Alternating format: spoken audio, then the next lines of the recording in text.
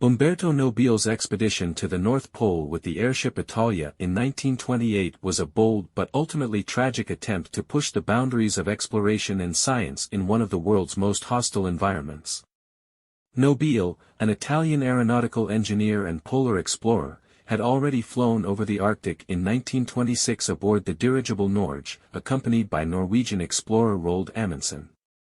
Encouraged by the success of that mission, Nobile set out to lead his own expedition, with the dual objective of reaching the North Pole again and conducting scientific research. The Italia was a semi-rigid airship designed to withstand polar conditions, and it carried a multinational crew of 16 men.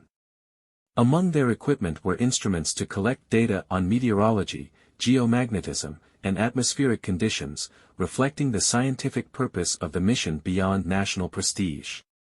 The expedition began in Milan in April 1928, with the Italia traveling through Europe and stopping in cities such as Stolp and Vadsø before reaching its Arctic launch site at New York Ålesund, in the Svalbard archipelago.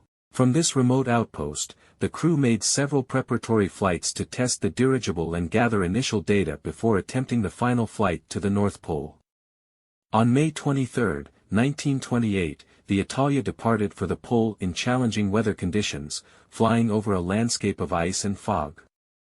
The crew successfully reached the North Pole on May 24, 1928, dropping the Italian flag along with a cross blessed by the Pope, marking their achievement.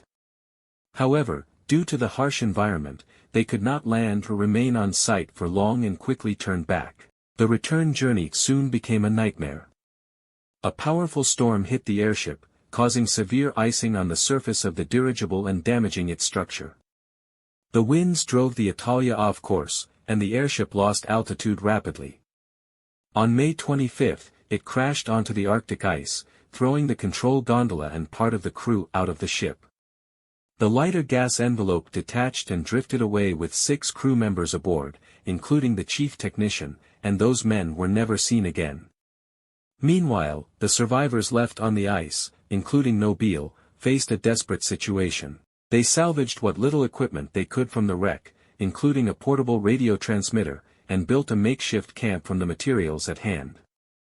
The shelter became known as the Red Tent due to the distinctive color of the fabric, meant to increase visibility for any rescue teams searching from above.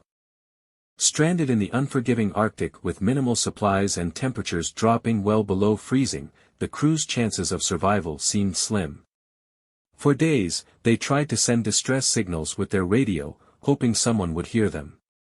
Finally, their SOS was picked up by a Russian amateur radio operator, Nikolai Schmidt, which triggered an international rescue effort. Many nations, including Italy, Sweden, Norway, and the Soviet Union, participated in the search, sending ships, planes, and search teams across the Arctic. Even Nobile's former expedition partner Roald Amundsen joined the effort, though his seaplane disappeared during the search, adding further tragedy to the unfolding disaster. After nearly a month on the ice, the survivors were finally spotted on June 23 by a Swedish pilot, Lieutenant Einar Lundborg, who landed his plane on the ice near the Red Tent. Nobile, who had suffered serious injuries in the crash, was evacuated first, along with the team's radio operator. However, this decision sparked controversy and tarnished Nobile's reputation, as many critics accused him of abandoning the rest of his crew in favor of his own safety.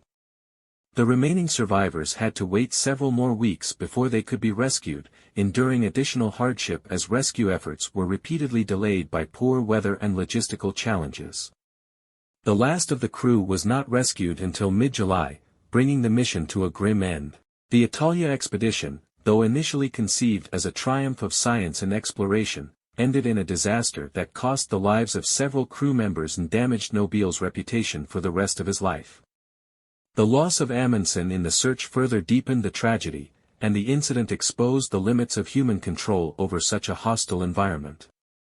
Despite the scientific data collected during the mission, the story of the Italia remains a somber reminder of the risks inherent in polar exploration. It stands as both a testament to human endurance and a cautionary tale of ambition, misjudgment, and the unpredictable forces of nature.